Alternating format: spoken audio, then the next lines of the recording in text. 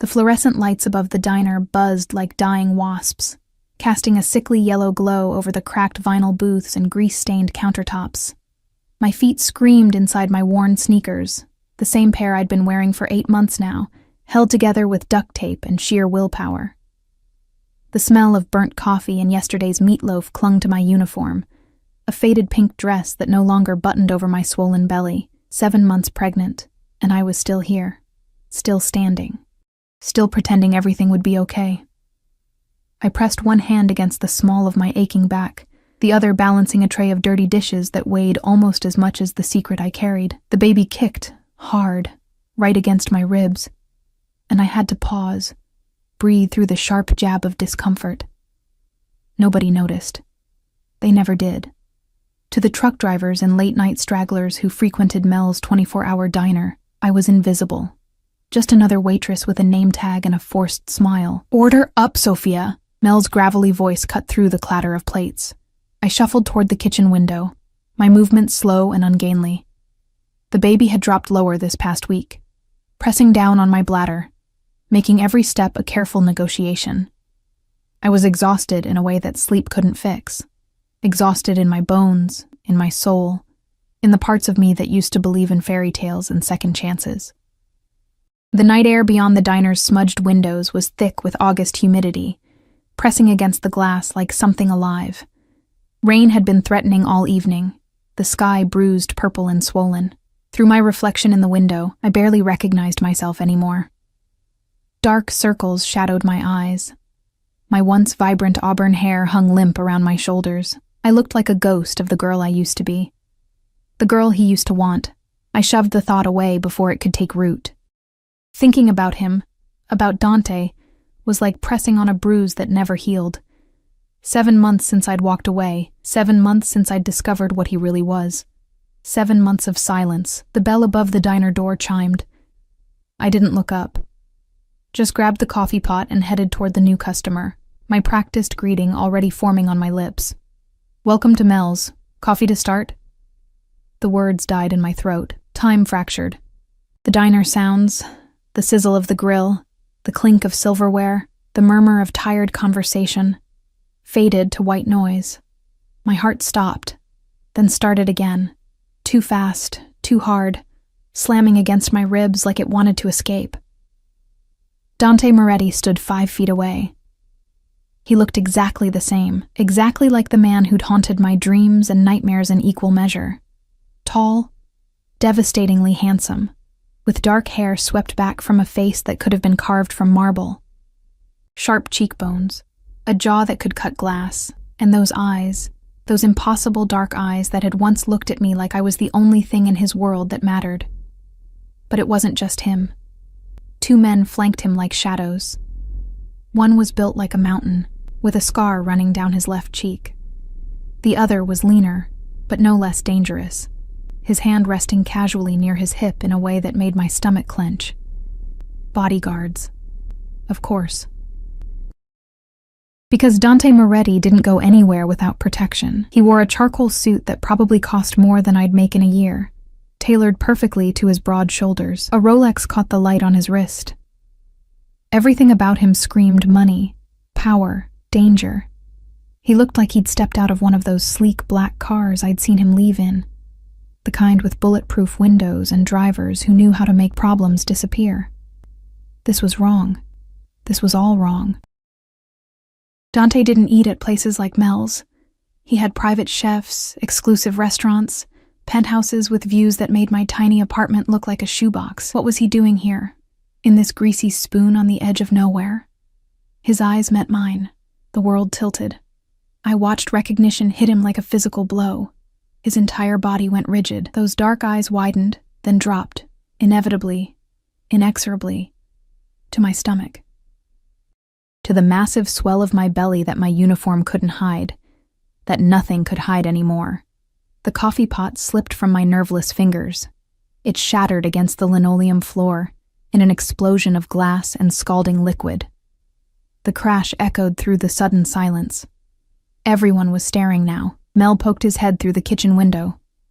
The mountain of a bodyguard's hand moved closer to his weapon, but I couldn't move, couldn't breathe. Couldn't do anything except stand there, frozen, as Dante's face transformed from shock to something else. Something darker, more possessive, more dangerous. Sophia. My name on his lips was a caress and a threat. His voice, God, his voice, rolled over me like smoke and whiskey, rich and dark and utterly commanding. The same voice that had whispered promises in the dark. The same voice that had given orders I'd later learned ended in blood. He took a step toward me. I took a step back, my sneaker crunching on broken glass. No. The word came out smaller than I intended. Weaker. I hated how my voice shook, how my hands trembled as I pressed them protectively over my belly. The baby kicked again, as if sensing my distress. Dante's jaw tightened. His eyes, those eyes that missed nothing, tracked every detail. The faded uniform, the duct-taped shoes, the way I stood slightly hunched, favoring my left side where my back ached the worst. The dark circles. The exhaustion I couldn't hide. Something flickered across his face. Fury, maybe. Or pain. With Dante, it was always hard to tell. He kept his emotions locked behind walls of steel, only letting me see what he wanted me to see. You're pregnant. Not a question, a statement. Flat, controlled. But I heard the storm beneath it.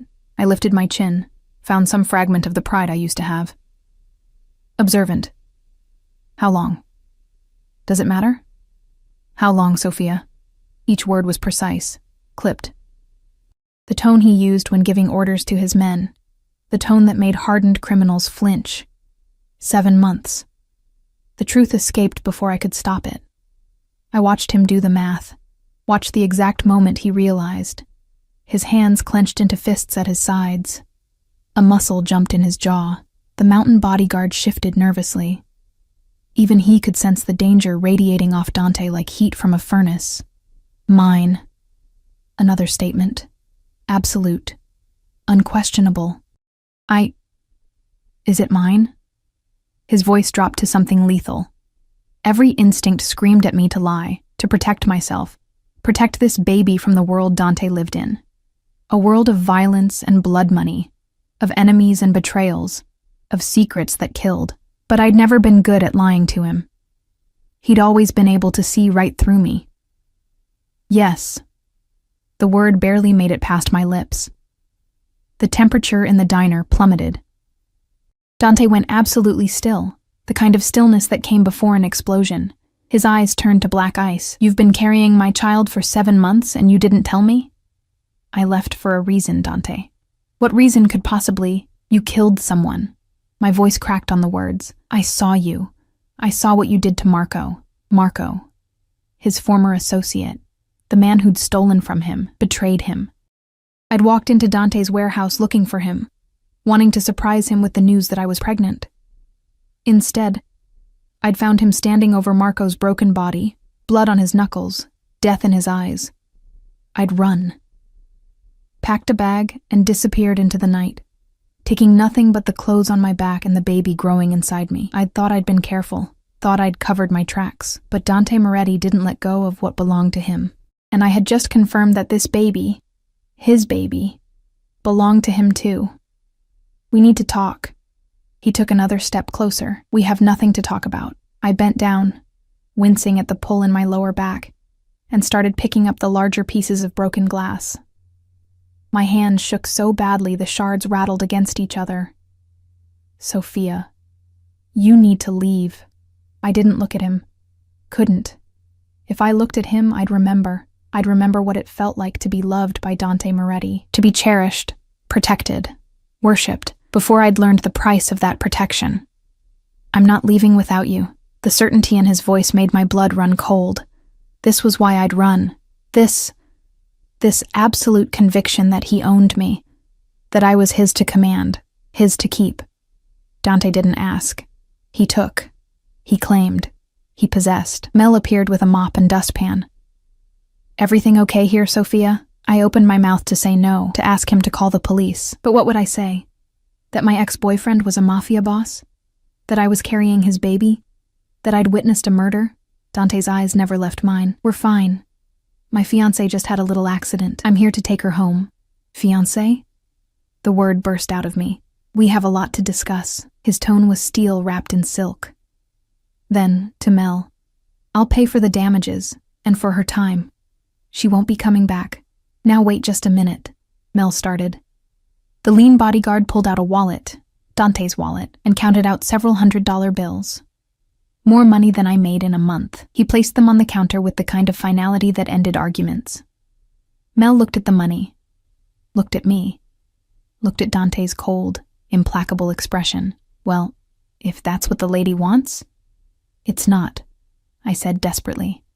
Dante, you can't just what? He moved closer, until I could smell him. Expensive cologne, leather. Something darker underneath, gunpowder maybe. Danger. Can't take care of my pregnant girlfriend? Can't ensure my child is safe? Can't protect what's mine? I'm not yours anymore. His hand came up, and I flinched before I could stop myself. But he didn't touch me. Just hovered there, his fingers inches from my face, trembling with restraint. You were always mine, cara mia. You just forgot for a while, but you're carrying my baby, my heir. Do you really think I'm going to let you waste away in this shithole, working yourself to death? The worst part was the concern in his voice. Real, genuine concern. Dante had always been able to do that.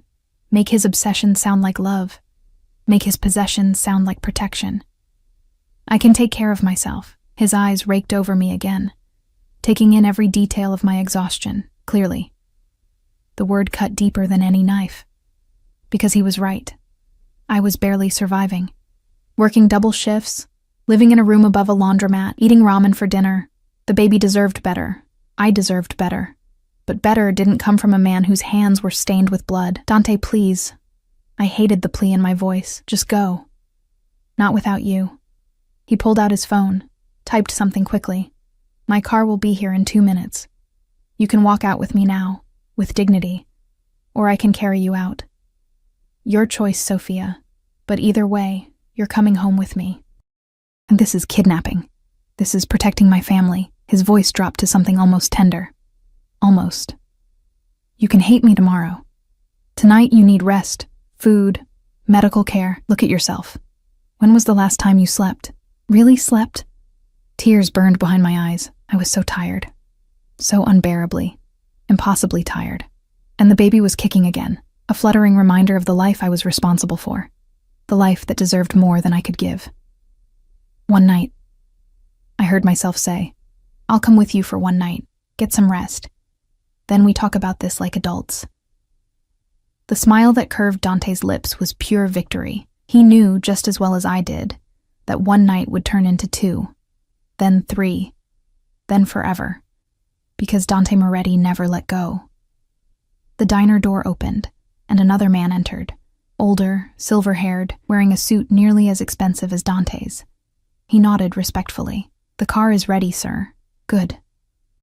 Dante's hand finally made contact, settling possessively on the small of my aching back. The touch sent electricity racing up my spine, and I hated my body for remembering, for wanting. Let's go home, amore mio. I let him guide me toward the door, past the staring customers, past Mel's confused expression. The night air hit me like a wall when we stepped outside, thick and heavy with the promise of rain. A black SUV idled at the curb, bulletproof windows just like I'd imagined. The driver opened the back door. Dante handed me in like I was made of glass, his touch gentle despite the steel beneath it. The leather seats were soft, so much softer than anything I'd touched in months. Climate-controlled air kissed my overheated skin. Dante slid in beside me, close enough that our thighs touched. The door closed with a heavy, final thunk.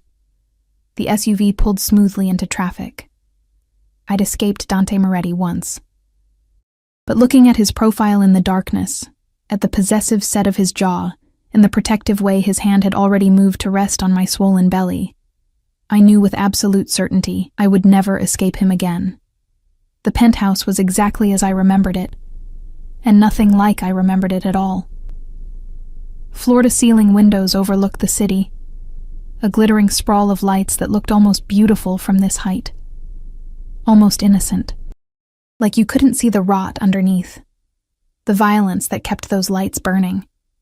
The furniture was modern and expensive, all clean lines and muted colors. Everything pristine, everything perfect, everything a cage. I stood in the living room, feeling monumentally out of place in my stained uniform and taped-together shoes. The baby kicked, a rolling movement across my entire belly, and I winced. My back was screaming now, the dull ache that had been building all day, sharpening into something that stole my breath. Dante was on his phone, speaking rapid Italian to someone. His voice was clipped, authoritative. Every inch the boss, the mountain bodyguard, I'd heard Dante call him Luca, stood by the door like a sentinel. The lean one had disappeared somewhere into the depths of the penthouse. I should run. I should make a break for the elevator, try to get away while Dante was distracted. But my feet hurt, my back hurt, everything hurt, and the leather couch looked so soft, so inviting. When was the last time I'd sat on something that wasn't held together with duct tape and prayers? Sit down before you fall down, Dante's voice cut through my thoughts. He'd ended his call, was watching me with those dark, unreadable eyes. You're swaying. I'm fine. You're exhausted. He crossed to me in 3 long strides, his hand cupping my elbow. The touch was gentle but firm, guiding me toward the couch whether I wanted to go or not.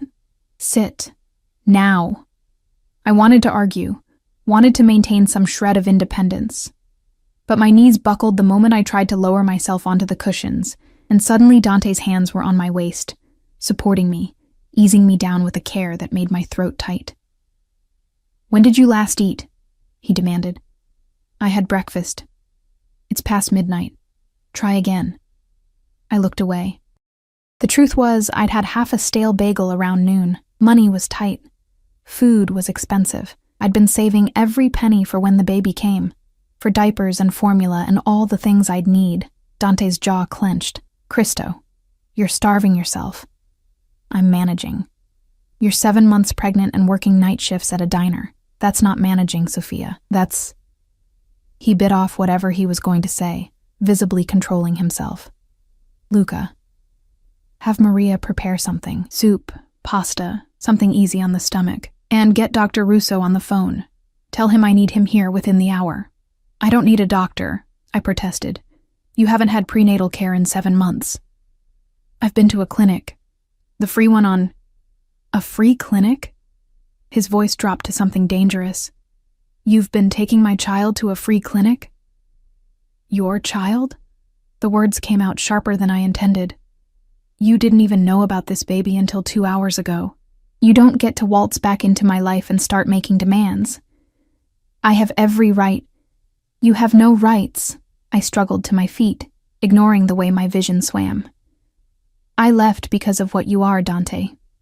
What you do. I won't raise a child in that world. He moved closer, crowding into my space, not touching, but close enough that I could feel the heat radiating off him. Close enough that I had to tilt my head back to meet his eyes. What world is that exactly? The world where you have a roof over your head, food in your stomach, medical care, protection. The world where people die, Dante, where you kill them with your bare hands. Something flickered in his expression. Pain, maybe, or regret. But it was gone too quickly to be sure. Marco betrayed the family. He knew the consequences. He was a person, a human being. He was a traitor who would have gotten us all killed. Dante's hand came up, cupping my face with a gentleness that contradicted the steel in his voice. You think I wanted you to see that? You think I wanted you anywhere near that part of my life? I kept you separate for a reason. Kept me ignorant, you mean. Kept you safe. His thumb brushed across my cheekbone, and I hated the way I leaned into the touch. 7 months hadn't been long enough to forget how good his hands felt on my skin.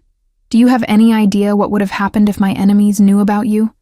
If they'd discovered you were pregnant? Ice slid down my spine. I hadn't thought about that.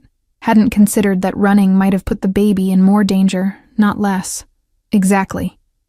He read my expression like a book. You disappeared without a word. No protection. No security. Nothing. Do you know how many sleepless nights I've had, wondering if you were alive or dead? If someone had found you and used you to get to me? You didn't try to find me. His laugh was bitter. I had every resource at my disposal looking for you. Every contact, every favor owed. You're good at hiding, cara mia, better than I gave you credit for, but not good enough. Not anymore. The implication hung in the air between us. He'd found me now, and he wasn't letting go. A woman appeared from the kitchen. Maria, I assumed. She was in her 50s, with kind eyes and silver-streaked hair pulled back in a neat bun. She carried a tray laden with food, steaming minestrone, fresh bread, a glass of milk. "For the signora," she said, setting the tray on the coffee table. Her eyes softened when they landed on my belly. "You need to eat, dear. For the bambino." The smell of the soup made my stomach clench with sudden, overwhelming hunger. When was the last time I'd had a real meal? Something hot and homemade and not from a microwave. Dante guided me back to the couch, his hand firm on my lower back. "Eat. We'll talk after." I wanted to refuse, wanted to maintain my pride, my independence, but the baby was doing gymnastics in my belly, and my hands were trembling as I reached for the spoon. The first taste was heaven, rich and savory, with vegetables and pasta, and probably more calories than I'd consumed in a week. I tried to eat slowly, tried to maintain some dignity, but I was so hungry, so desperately hungry, that I found myself devouring it like a starving animal. Dante watched me with an expression I couldn't quite read. Satisfaction, maybe, or possessiveness. With him, it was usually both. "Better?" he asked when I'd finished. I nodded, not trusting my voice. The warmth of the food was spreading through me, making me realize just how cold I'd been, how tired, how close to breaking. Maria cleared the tray with a soft smile, then disappeared back into the kitchen. Luca had vanished too, leaving us alone in the vast living room. The city lights twinkled beyond the windows, indifferent to the drama playing out in this gilded tower. "Dr. Russo will be here soon," Dante said, settling onto the couch beside me. Not touching, but close. Always close. "He's the best obstetrician in the city. He'll examine you, make sure everything is okay with the baby. I told you I've been getting care at a free clinic." His voice was flat. "Where they probably saw you for 5 minutes and sent you on your way. That's not good enough. Not for you. Not for my child. His child." He kept saying that, staking his claim with words, with proximity, with the sheer force of his presence. "Why does it matter so much?" The question slipped out before I could stop it. "You have everything. Money, power, respect. Why do you care about one baby?" The look he gave me could have melted steel. "Because it's our baby, yours and mine, a piece of both of us." His hand moved to my belly, settling there with a possessiveness that made my breath catch. "And because I've spent 7 months thinking you were gone forever, 7 months in hell, wondering if I'd ever see you again. And now you're here, carrying my heir, and you think I'm going to let you walk away again." The baby kicked against his palm. I watched Dante's eyes widen, then soften with something that looked almost like wonder. "Did you feel that?" His voice was hushed, reverent. "It's been doing that all day." I tried to sound annoyed, but the truth was, sharing this moment with him felt right in a way that terrified me. "Gets more active at night, like his father." A small smile tugged at Dante's lips. "It's a boy? I don't know. Couldn't afford the ultrasound." The smile vanished. His hand tightened on my belly, protective and possessive in equal measure. "That changes now. Tonight. You'll have everything you need, everything you should have had from the beginning." "Dante." "No arguments, Sophia.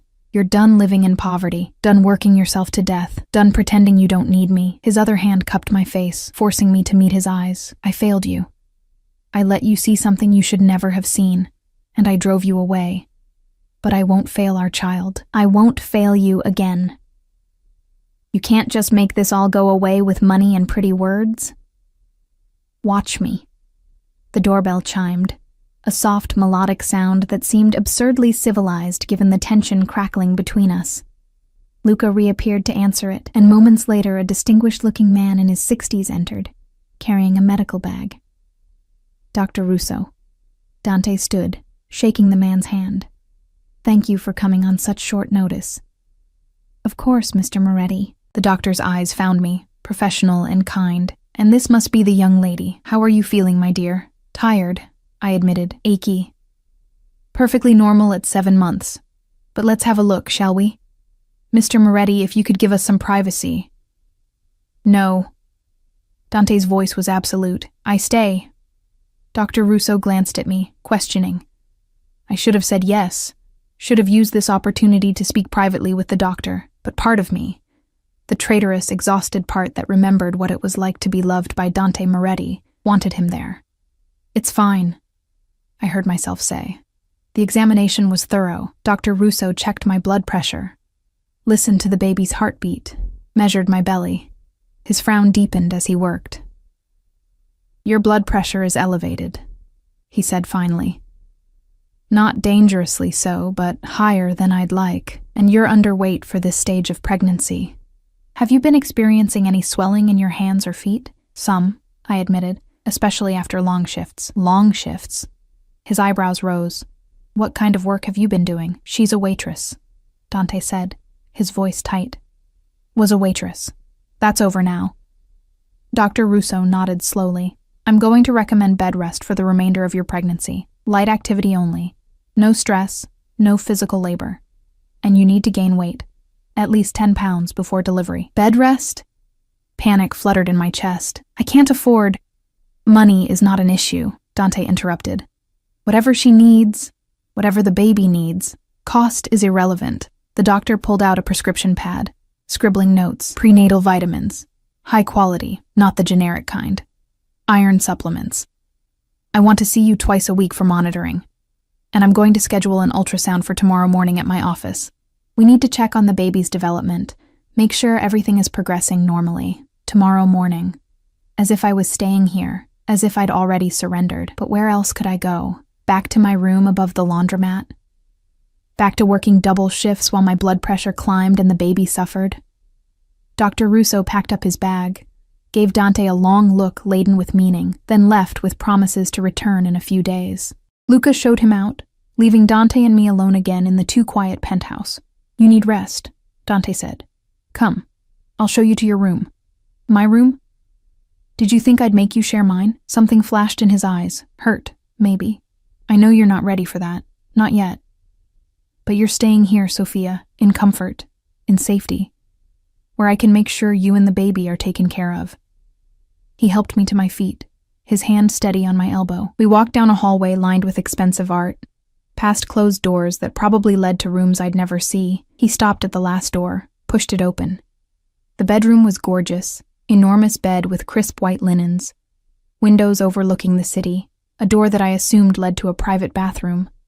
Everything clean and beautiful, and utterly foreign to the life I'd been living. There are clothes in the closet, Dante said. I had Maria purchase some things when I saw you were pregnant. Maternity clothes. Comfortable. Everything in your size. I stared at him. You bought me maternity clothes? Tonight? I made a call.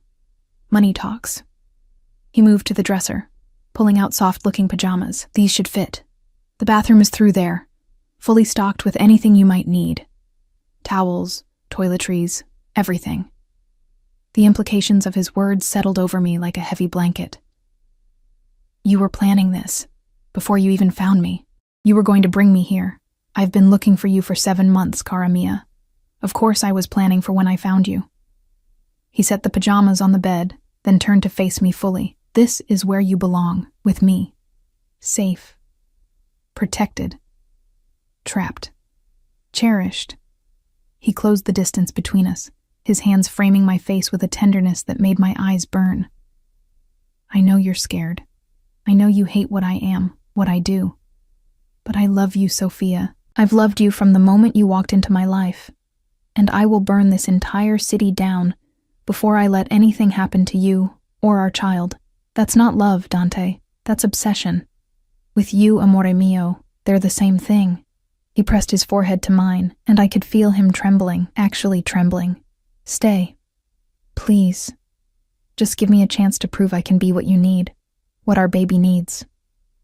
I should say no, should fight this, but I was so tired, and he was so warm, and the bed looked so soft. 1 week, I whispered. I'll stay for 1 week. If I'm not happy, if I can't do this, you let me go. You let us go. It was a lie, and we both knew it. Dante Moretti didn't let go, ever. But he nodded anyway, playing along with the fiction. 1 week. I'll prove to you that this is where you belong. He kissed my forehead, chaste, gentle, then left, closing the door softly behind him. I stood in the beautiful bedroom, my hand on my belly, feeling the baby move beneath my palm. Outside, thunder rumbled. The storm that had been threatening all night was finally breaking, and I couldn't shake the feeling that I'd just made a deal with the devil himself. I woke to sunlight streaming through unfamiliar windows and the smell of fresh coffee drifting under the door. For a moment, I didn't remember where I was. Then it all came rushing back. The diner, Dante, the penthouse. I'd fallen asleep almost the moment my head hit the pillow, too exhausted to even shower. Now, morning light painted the room in shades of gold, and my body felt marginally more human than it had in weeks. The baby was quiet for once, a small mercy. I ran my hand over my belly, feeling the firm swell beneath the borrowed pajamas. They fit perfectly. Soft cotton that didn't pinch or bind. Even the elastic waistband was comfortable. A knock at the door made me tense.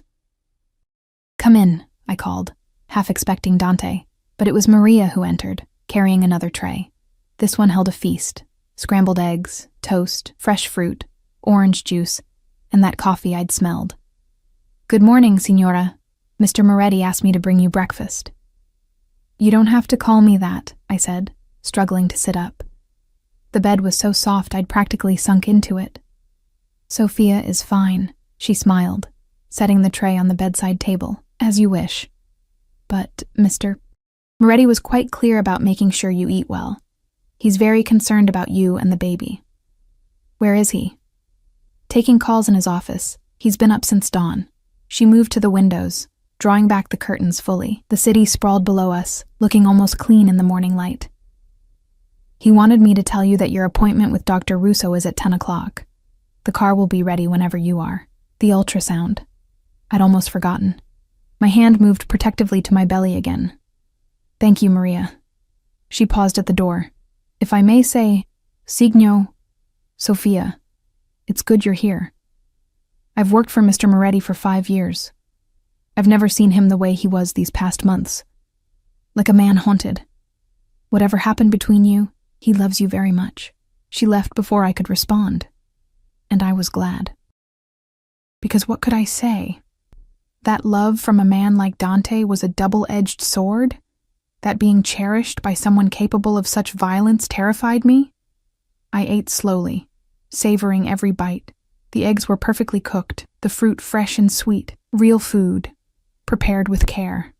Not the cheap ramen and stale bagels I'd been surviving on. After breakfast, I finally allowed myself to explore the bathroom. It was larger than my entire apartment had been. All marble and gleaming fixtures. The shower had multiple heads and looked like something from a spa. Bottles of expensive shampoo and conditioner lined the shelves. Brands I'd only ever seen in magazines. I spent longer in the shower than necessary, letting the hot water ease the constant ache in my back. When I finally emerged, wrapped in a towel that was softer than anything I'd ever touched, I found the closet Maria had mentioned. It was full. Maternity dresses, soft sweaters, comfortable pants with elastic waistbands. Everything in my size, like Dante had said. I ran my fingers over the fabrics. Quality materials, expensive brands. Each piece probably cost more than I made in a week. I chose a simple navy dress that flowed over my belly without clinging, paired with comfortable flats. The mirror showed me a different woman than the one who'd worked at Mel's diner. Clean, rested, almost normal. Almost. Another knock. This time, when I called out, Dante entered. He'd changed since last night, dark slacks, a crisp white shirt with the sleeves rolled up. Casual for him, but still immaculately put together. His eyes swept over me, taking in the dress, the way I'd pulled my damp hair back. "You look better," he said. "Did you sleep?" "Like the dead." The words came out before I could think, and I winced at the unintended irony. His mouth tightened, but he didn't comment. "The car is ready. We should leave soon if we want to make the appointment." "Dante, about last night. We'll talk after." He moved closer, his hand settling on my lower back in a gesture that was becoming familiar, possessive, protective. Right now, I want to make sure my child is healthy. That's all that matters. His child, not our child.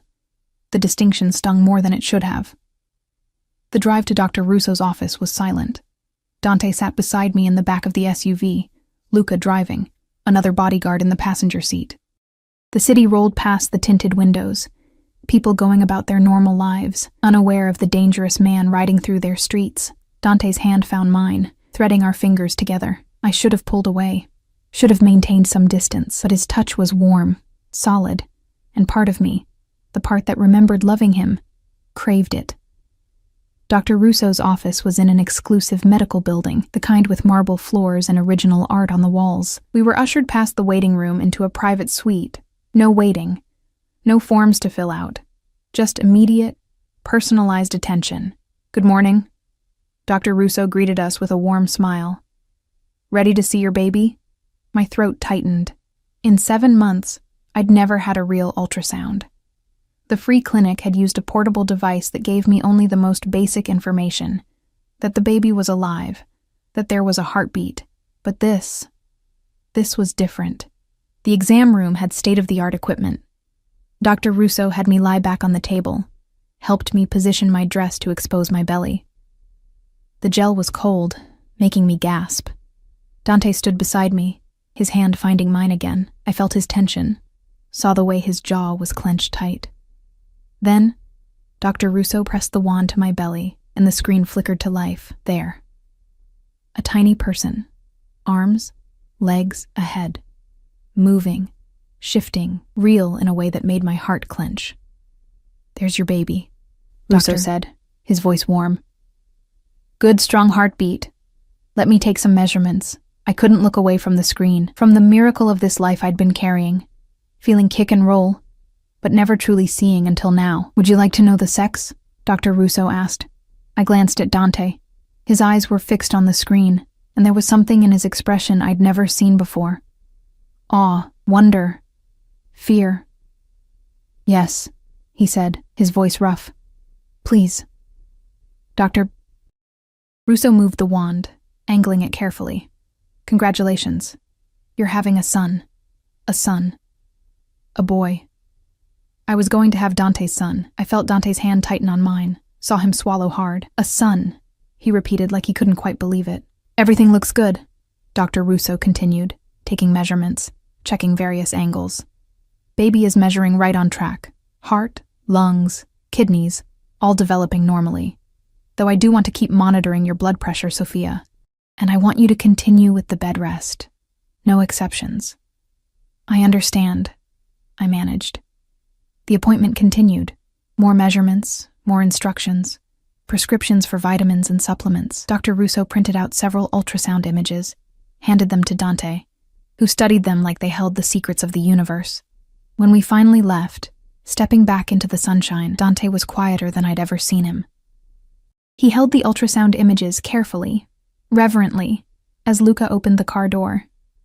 But we didn't go back to the penthouse. Instead, the SUV headed in a different direction, toward the exclusive shopping district. "Where are we going?" I asked. "Shopping."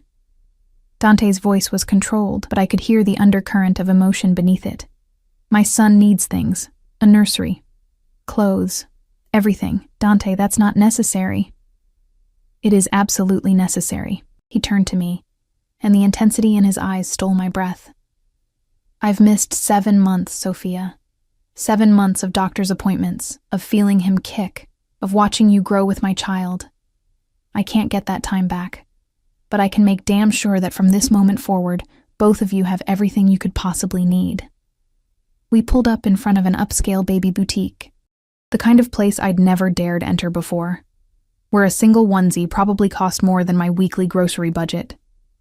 The staff recognized Dante immediately, or at least recognized money when they saw it. A beautifully dressed woman in her 40s approached, all professional smiles. "Mr. Moretti, welcome. How can we help you today?" "My partner is pregnant. 7 months. We need everything for a nursery, the best you have. Money is no object." The woman's eyes widened slightly. Then she was all business. Of course. Right this way. We have several premium collections. What followed was surreal. Dante moved through the store with focused intensity, pointing at furniture, cribs, changing tables. The staff scrambled to keep up, pulling items, making notes, discussing delivery options. Dante, this is too much, I protested as he selected what had to be the 5th outfit in a row. It's not enough. He held up a tiny blue onesie with sailboats on it, and something in his expression made my chest ache. He deserves everything, Sophia. Everything I can give him. He needs love, not things. He'll have both. Dante set the onesie aside, turned to me. Let me do this. Let me provide for my family. It's all I know how to do. The vulnerability in his voice undid me. This was the man I'd fallen in love with. The one beneath the violence and the danger. The one who could be gentle when he chose to be. Okay, I whispered. But nothing too excessive. His smile was brief, wry. Too late for that, amore mio. By the time we left, Dante had purchased enough to fill a small warehouse. The boutique promised delivery within 2 days, and Dante had paid extra to have professionals come to the penthouse to set up the nursery. We had lunch at a quiet restaurant, another place where Dante was clearly known, where we were given the best table in a private corner. He ordered for both of us, healthy options with extra protein, and watched to make sure I ate every bite. You're going to make me fat, I said, finishing my second helping of salmon. You're supposed to gain weight, doctor's orders. But there was warmth in his eyes, something almost playful. Besides, you're beautiful. Pregnant or not, the compliment made me flush. I looked away, focusing on my water glass. You can't just charm your way back into my life, Dante. I'm not trying to charm you. I'm trying to take care of you. He reached across the table, covering my hand with his. I know you're scared. I know you think I'm dangerous, and you're right. I am. But never to you. Never to our son. Everything I do, everything I am, it's to protect the people I love. Even if that means killing them, the question came out sharper than I intended.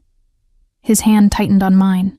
Marco betrayed the family. He sold information to our enemies that could have gotten 30 people killed, including you, if anyone had known about you. What would you have had me do, Sophia? Let him walk away. Let him put more lives at risk. There had to be another way. In my world, there isn't. His voice was flat. Final. I don't expect you to understand. I don't even want you to understand. But I need you to accept that this is who I am, what I am.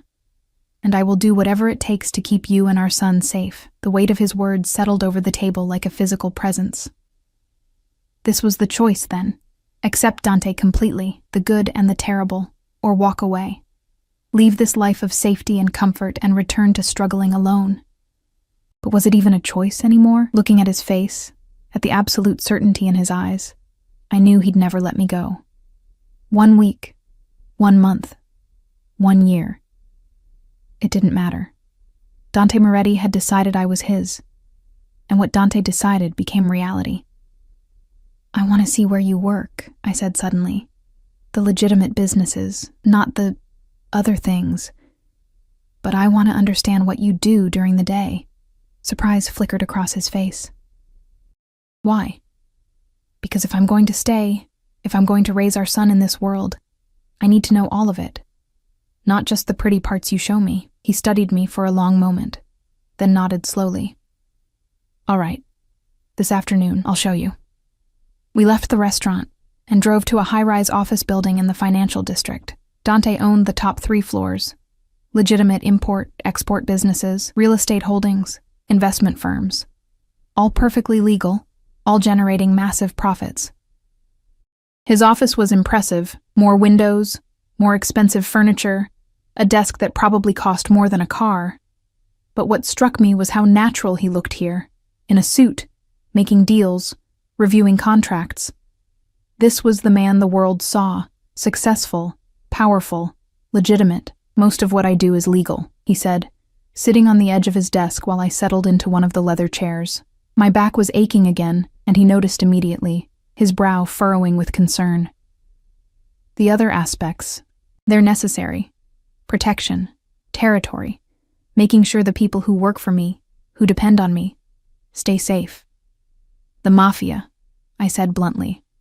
La Familia, he corrected. Family.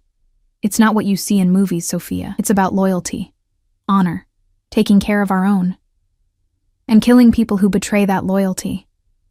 His jaw tightened. When necessary. Yes. We stared at each other across the expensive office. Outside, the city hummed with oblivious life. I can't be part of that, I said finally. The violence. I can't. I won't expose our son to that. You won't have to. Dante moved closer, crouching in front of my chair so we were eye level. That part of my life stays separate. You and the baby, you'll be protected from all of it. I swear it. You can't promise that, not completely. I can, and I will. His hands found my belly again, that possessive, protective touch. He's going to grow up safe, loved.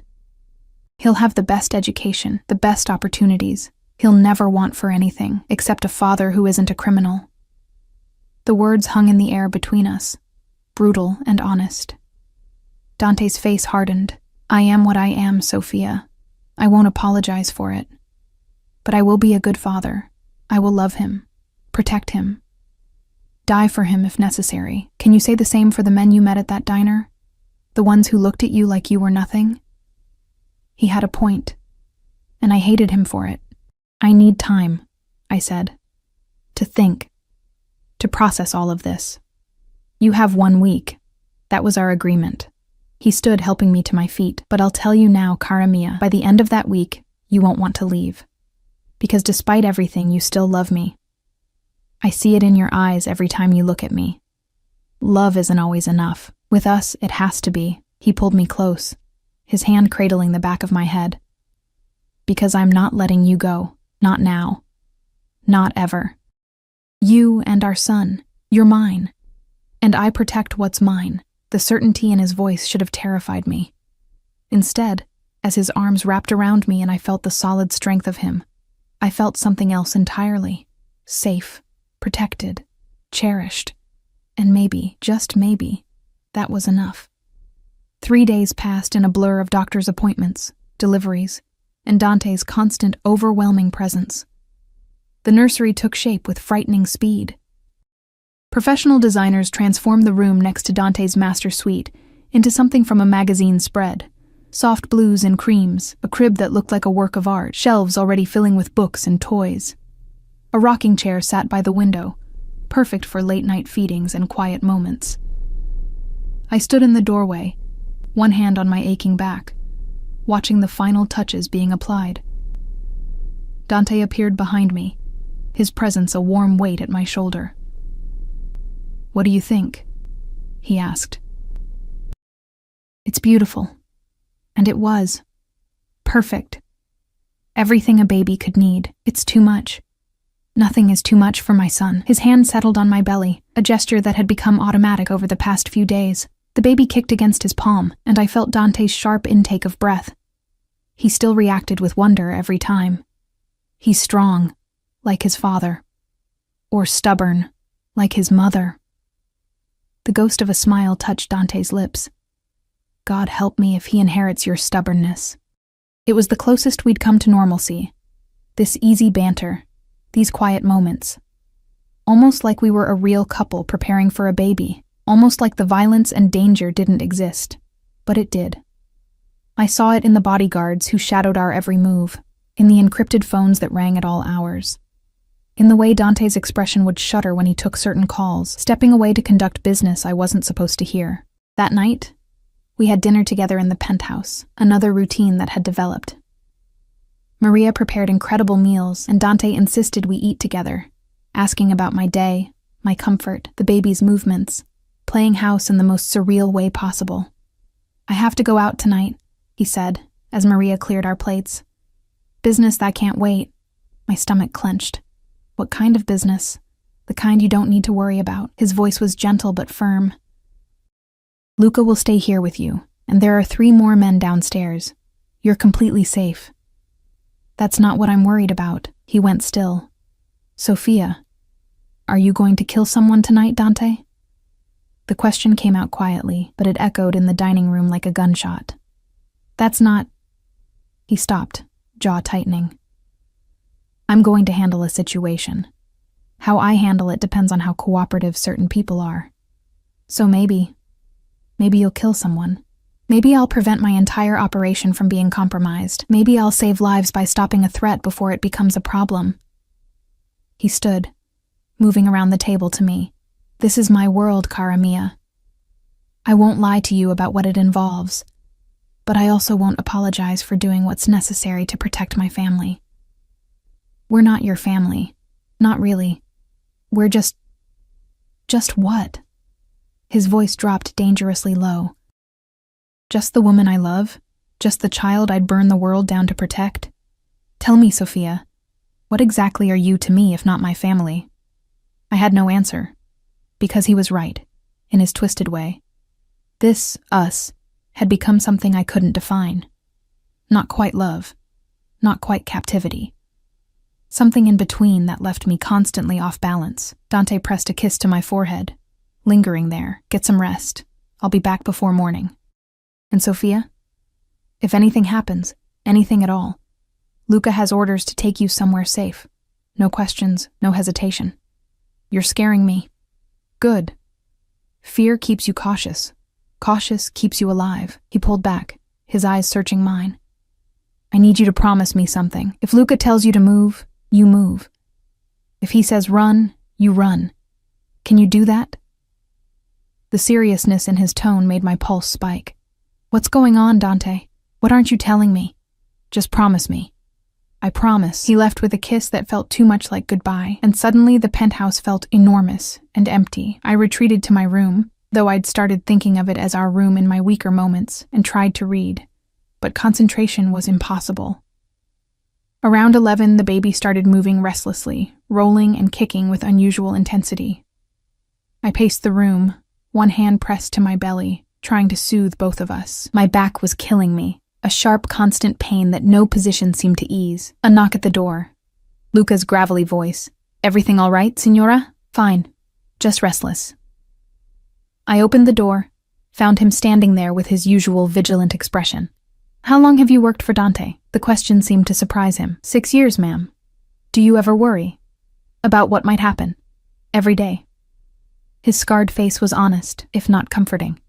But Mr. Moretti is smart, and he has more reason than ever to come home safe now. His eyes dropped to my belly meaningfully. The baby kicked hard, and I winced. Luca's expression shifted immediately. Are you in pain? Just backache. It's been bad all day. Another sharp kick. This one accompanied by a tightening across my entire belly that made me gasp. Luca's hand went to his phone. I'm calling Dr. Russo. It's just Braxton Hicks. The doctor said they're normal. Another tightening. Stronger this time. Definitely not normal. With respect, signora, you're 7 months pregnant and in pain. We're calling the doctor. Dr. Russo answered on the second ring, listened to Luca's terse description, then asked to speak to me. I described the tightening, the back pain, the baby's restless movements. I want you to come to the hospital, he said, his voice calm but serious. It could be nothing, but given your elevated blood pressure and the stress you've been under, I'd rather be cautious. Can you get here within the hour? Yes, but no arguments, my dear. Better safe than sorry. Luca was already on another phone, barking orders. Within minutes, the SUV was ready. 2 additional cars flanking us. A full security detail. I felt ridiculous, being rushed to the hospital for what was probably nothing. But Luca's grim efficiency left no room for protest. We were halfway to the hospital when Luca's phone rang. He answered in rapid Italian, his expression darkening with each word. Then to the driver. Faster. Now. What's wrong? My heart was pounding. Mr. Moretti's meeting was a setup. There was gunfire. He was already dialing another number. He's okay, he added quickly, seeing my face. But the situation is hot. We need to get you secured. Gunfire. Setup. The words swirled in my head as another contraction. Because that's what they were, I realized with growing panic, tightened across my belly. We pulled up to the hospital's private entrance. Luca had me out of the car and inside before I could fully process what was happening. Dr. Russo was waiting, his face professionally calm, but I could see the concern in his eyes. "Let's get you examined," he said, guiding me toward the elevator. The examination room felt too bright, too cold. Dr. Russo worked quickly, checking my blood pressure, elevated, monitoring the baby's heart rate, fast but steady, examining me internally. "You're in early labor," he said finally. "Not active yet, but your body is preparing. The stress likely triggered it, but I'm only 7 months. It's too early. The baby is measuring well. If we can't stop the labor, he has an excellent chance, but we're going to try to delay it as long as possible." He was already calling for medication, for monitors. "I'm admitting you. Complete bed rest. We'll give you steroids to help the baby's lungs develop, medication to try to stop the contractions." Everything became a blur of activity. Nurses hooking me up to monitors, IVs being inserted, the steady beep beep beep of the baby's heartbeat filling the room. Luca positioned himself by the door like a sentinel, his hand never far from his weapon. "Mr. Moretti is on his way," he told me. "He'll be here soon." I wanted to ask if Dante was hurt, if he was safe, but another contraction stole my breath. They were getting stronger, closer together. The medication was supposed to stop them, but my body didn't seem to be listening. "Doctor." Russo's frown deepened. "The contractions aren't responding to the medication. We may need to prepare for delivery." "No, it's too early. He needs more time. He needs to be born healthy, which means we deliver if your body decides it's time." His voice was kind but firm. "Let's see how the next hour goes." That hour was the longest of my life. Contractions came and went. The baby's heartbeat dipped and recovered. Nurses whispered outside my door, and through it all, Luca stood guard, stone-faced and ready for threats I couldn't see. Then the door burst open. Dante filled the doorway and my heart nearly stopped. His shirt was torn. Blood splattered across the white fabric. Not his blood, I realized with nauseous certainty. His knuckles were raw and bruised. But his eyes, God, his eyes were wild with fear. "Sophia." He was across the room in 3 strides, his hands framing my face. "Cristo, are you all right? Is the baby?" "We're okay." Labor started, but they're trying to stop it. Another contraction cut me off, and I gripped his hand hard enough that my knuckles went white. Dante's face drained of color. "Labor? But it's too early. You can't. Mr. Moretti." Dr. Russo's voice was calm, authoritative. "Your son is strong. If he comes tonight, we're prepared, but we're doing everything we can to give him more time. Whatever you need, specialists, equipment. Transfer her to a better hospital. This is the best hospital in the state, and I'm one of the best perinatologists in the country." Dr. Russo's voice held just a hint of steel. "Your money can't fix this, Mr. Moretti. Now either sit down and support your partner, or leave so she can rest." The rebuke seemed to shock Dante into stillness. Then he pulled a chair to my bedside, sank into it, and captured my hand with both of his. The blood on his shirt left smears on my skin. "I'm here," he said, his voice rough. "I'm not going anywhere. Whatever happens, we face it together. You're bleeding. Not my blood.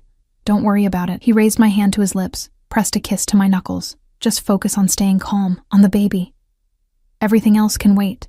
But I could see the tension in his shoulders, the way his eyes kept darting to the door. Something had happened tonight, something bad. And now I was in labor, vulnerable, and Dante was clearly terrified in a way I'd never seen before. "What happened at your meeting?" I asked during a break between contractions. His jaw tightened. "Ambush. They knew I was coming. Someone sold information." His eyes were black with fury. "But they underestimated us. We got out." "Did anyone?" "Yes."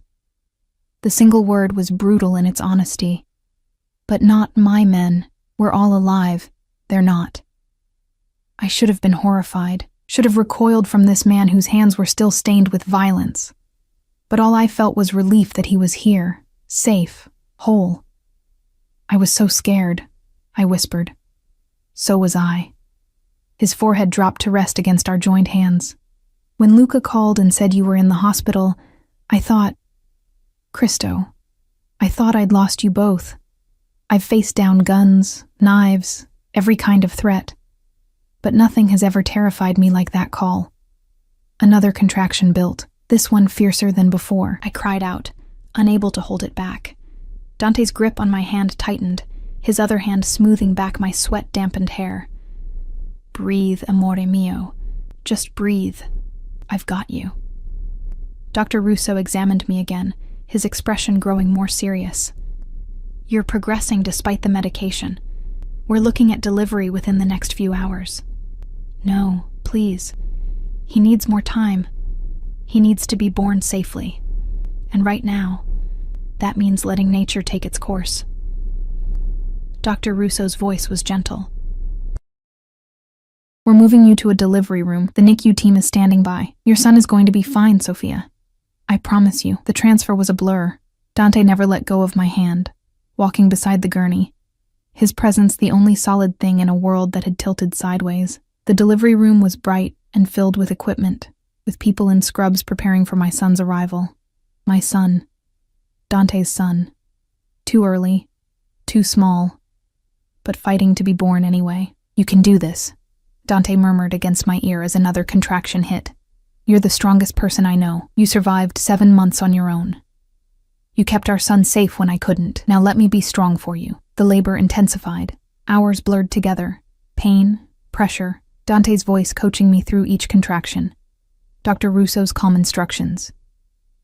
Somewhere in the chaos, I stopped being scared and started being determined.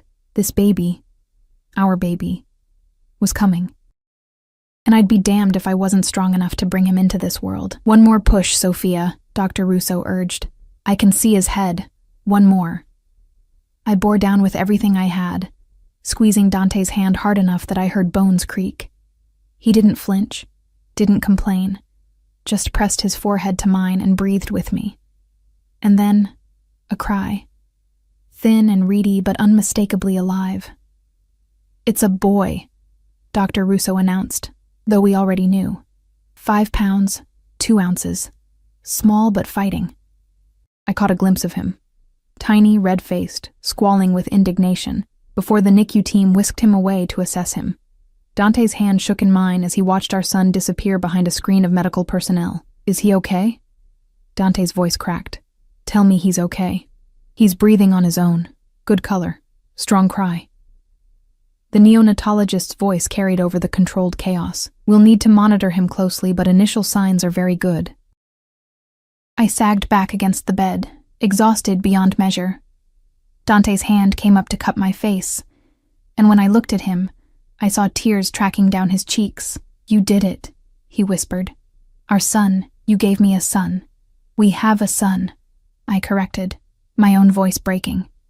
He kissed me then, soft, reverent, filled with emotion too complex to name. When he pulled back, his eyes held a promise. I will protect him with my life. Both of you. Nothing and no one will ever hurt you again. And looking at his fierce, tear-stained face, I believed him. They let me hold him an hour later. He was so small, impossibly terrifyingly small. Wires and monitors covered his tiny body, tracking every breath, every heartbeat, but his eyes, when they fluttered open, were dark like Dante's, and when I touched his miniature hand, his fingers wrapped around mine with surprising strength. Hello, baby, I whispered, tears streaming down my face. I'm your mama. I'm so sorry you had to come early. But you're going to be okay. We're going to make sure of it. Dante stood beside the incubator, one hand pressed to the glass like he was afraid to touch, afraid his violence-stained hands might somehow taint this perfect, innocent life. The NICU nurse, a kind woman named Patricia, smiled at him. Would you like to hold your son, Mr. Moretti? Dante looked genuinely uncertain, maybe the first time I'd ever seen him unsure of anything. What if I hurt him? You won't. Sit here. She guided him to the chair beside my bed. Support his head. That's it. Nice and gentle. She transferred our son from my arms to Dante's, and I watched something fundamental shift in the man I thought I knew. Dante Moretti, killer, crime lord, the most dangerous man in the city, cradled our tiny son like he was made of spun glass, his hands, so capable of violence, trembled with overwhelming gentleness. "Cristo," he breathed. "He's so small, so perfect." The baby made a soft sound, nestling against Dante's chest. And Dante, hardened, controlled Dante, broke down completely. Silent tears coursed down his face as he stared at our son with absolute wonder. "I swear to you," he whispered to the baby, "I will give you everything, every opportunity, every protection. You will never know fear or hunger or pain. You will be safe, loved. I swear it on my life." My heart twisted, because I heard the promise underneath, that Dante would do anything, become anything, sacrifice anything to keep this child safe, even if it meant more violence, more blood, more darkness. But looking at them together, father and son, connected by something deeper than blood, I couldn't find it in myself to care. Not right now. Not when we'd just barely brought this life into the world. "He needs a name," I said softly. Dante looked up, his eyes still wet. "What about Alessandro, after my grandfather, the only man who ever truly understood what it meant to be family?" "Alessandro. It was beautiful, strong, Italian, like his heritage." "Alessandro Moretti," I tested the name. "What do you think, little one? Do you like it?" The baby, Alessandro, made another soft sound like agreement. "Alessandro it is," Dante confirmed, pressing a kiss to his son's forehead. "Welcome to the family, Piccolo." The NICU required Alessandro to stay for observation. Premature babies needed time, monitoring, care we couldn't provide at home. Dr. Russo assured us he was doing remarkably well, beating every expectation, but they wanted to be cautious, which meant I was discharged 2 days later while my son remained behind. Leaving the hospital without him was the hardest thing I'd ever done. Dante had to practically carry me to the car, my body still recovering, my heart shattering with every step away from the NICU, but Patricia promised we could visit any time, that Alessandro was in the best possible hands. The penthouse felt different when we returned. The nursery that had been prepared with such care sat empty, waiting. I stood in the doorway, staring at the crib that should have held my baby, and finally let myself break down completely. Dante found me there, crumpled on the floor of the nursery, sobbing into my hands. He didn't say anything, just gathered me into his arms and held me while I cried out every fear, every exhausted emotion of the past week. "He's going to come home," Dante murmured into my hair, "strong and healthy. Patricia said maybe 2 weeks. We can do 2 weeks. I want him here. I want him safe. He is safe. He's in the best NICU in the state, with round-the-clock care. And tomorrow we'll go see him. Spend the whole day if you want. I've already cleared my schedule." I pulled back to look at him. "What about your business? The people who ambushed you? Don't you have to deal with that?" His expression hardened. "That's been handled. Permanently. The threat is eliminated, meaning more death, more blood, more of the darkness that followed Dante everywhere." But for once I felt only grim satisfaction. Whoever had attacked him had put Alessandro at risk, had triggered early labor, had endangered my son. Let them be eliminated. The realization of how far I'd fallen, or risen, depending on perspective, should have horrified me. Instead, I just felt tired of fighting the inevitable, tired of pretending Dante wasn't exactly what I needed him to be. "I want to stay," I said quietly. "Not just for a week, not just until Alessandro comes home. I want to stay. With you. Build a life together. For our son." Dante went absolutely still. "You mean that?" I mean, I'm terrified. I don't know if this will work. I still hate what you do, what you are." I touched his face, feeling the roughness of stubble, the warmth of his skin. "But I love you anyway. I've loved you since the moment you walked into that gallery opening and made me laugh when I was supposed to be working. And I love our son. And I think maybe we can make this work. If you promise me something. Anything. Keep the violence away from us. From Alessandro. I don't care what you have to do or who you have to become when you're out there, but when you come home, you leave it at the door. Can you do that?" "Yes." No hesitation. absolute certainty. I already decided. The night you went into labor, when I thought I might lose you both, I realized nothing else matters. My empire, my reputation, my power. It's all meaningless if I don't have you and Alessandro. So yes, I can be two men. The one the world sees, and the one who comes home to you. Then we try. We really try to make this family work. He kissed me then, deep and claiming, and filled with promise. When he pulled back, his eyes held something I'd never seen before. Hope. The next 2 weeks passed in a strange new rhythm. Every morning, we'd drive to the hospital and spend hours in the NICU.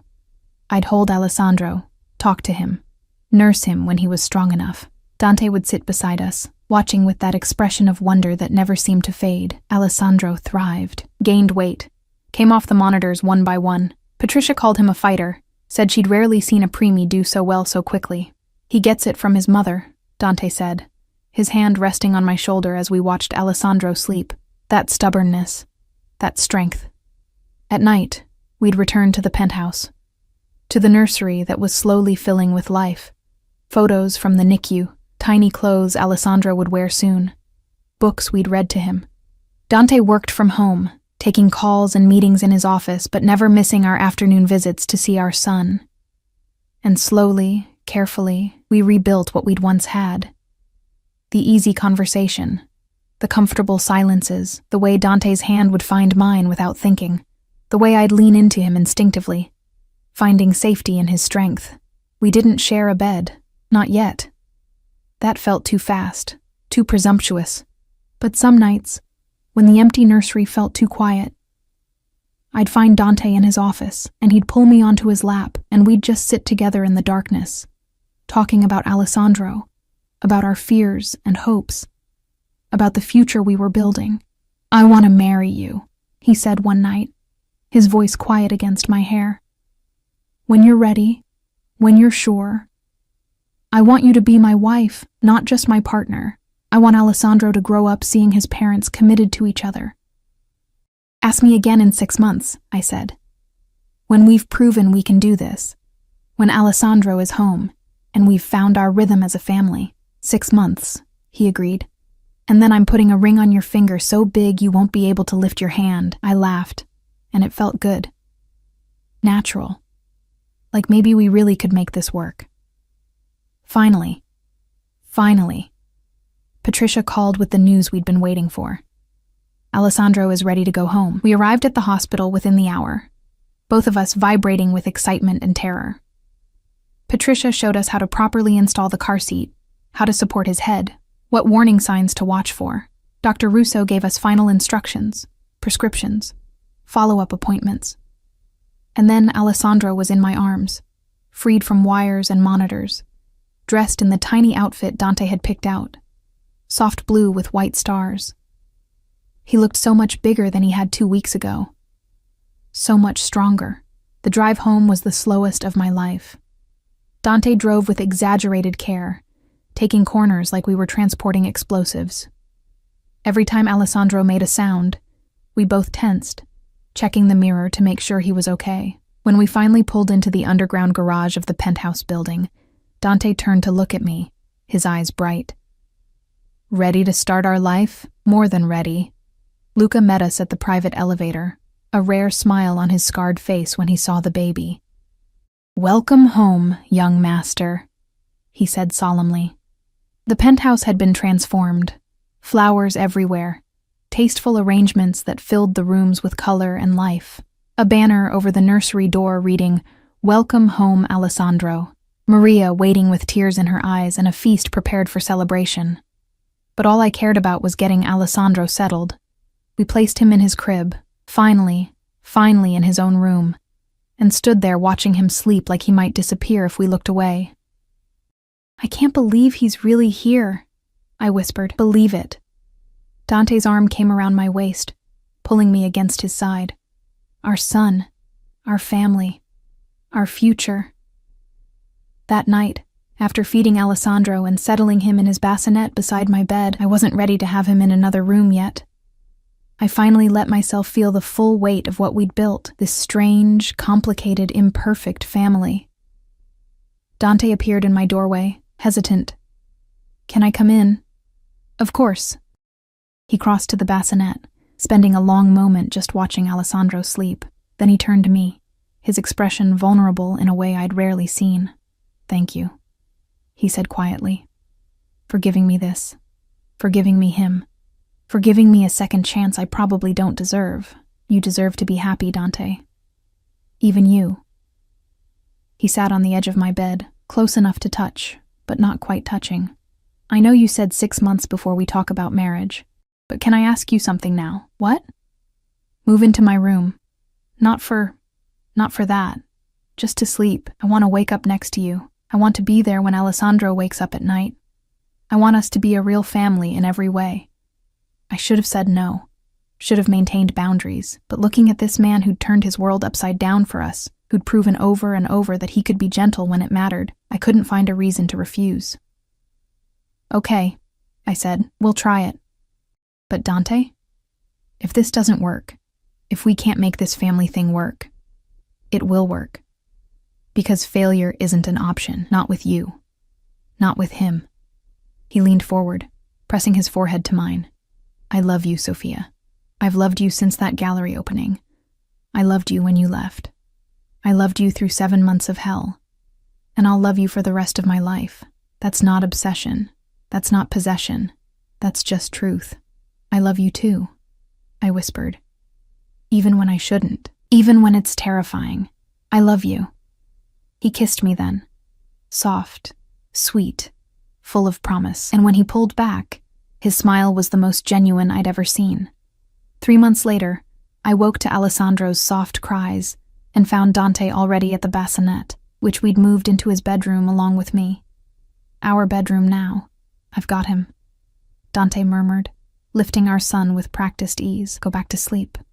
But I watched instead as Dante settled into the rocking chair by the window, Alessandro cradled against his bare chest. He was humming softly, something Italian I didn't recognize, and our son's cries quieted almost immediately. This was my life now, mornings with Dante and Alessandro. Days spent building routines and finding our rhythm. Evenings when Dante would come home from whatever darkness he'd faced and transform back into the man who read bedtime stories in bad Italian accents and made our son giggle with silly faces. The violence still existed. I'd been naive to think it wouldn't. But Dante kept his promise. He left it at the door. When he was home, he was just a father, just a partner, just the man I'd fallen in love with. "What are you thinking about?" Dante asked, catching me watching. "How far we've come. How different this is from what I imagined. Better or worse?" I looked at my son, healthy and growing, at the man who'd moved heaven and earth to keep us safe, at the life we'd built from the ashes of everything I thought I wanted. "Better," I said honestly. "So much better than I ever imagined."